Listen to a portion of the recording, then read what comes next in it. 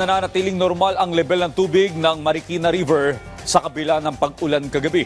Kanya-kanya namang diskarte ang mga residente para makapaghanap buhay kahit hindi maganda ang lagay ng panahon.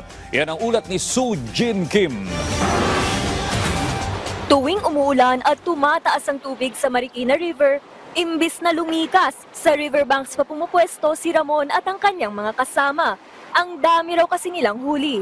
Maraming isda pag ganyan tumatabi yung isda. May pagkakataon para makahuli. Pero hindi yung masyadong mataas, ay ganyan lang. Sabi ni Ramon, mainam ang panahong ganito sa pangingisda, lalo kung hindi pa naman delikado ang water level. Medyo safe pa yan. Pero pag tumulog na yung mga alarm yan, maalis din kami. Agad silang naghukay sa lupa ng mga bulate para ipangpain sa mga isda. At sa huli niyang ito, sweet and sour ang ulam nila. Si Ginalyn naman na madalas magbenta ng street food sa tapat ng isang paaralan, pumwesto rin sa ilalim ng Marikina Bridge dahil kanselado ang pasok ngayong araw.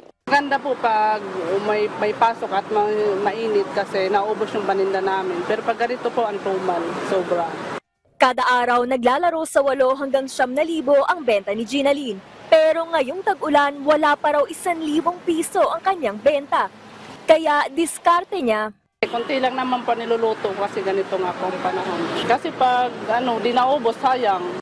Kaninang alas 4 ng hapon, umabot sa 13 meters ang water level sa Marikina River. Pasok pa rin sa normal range.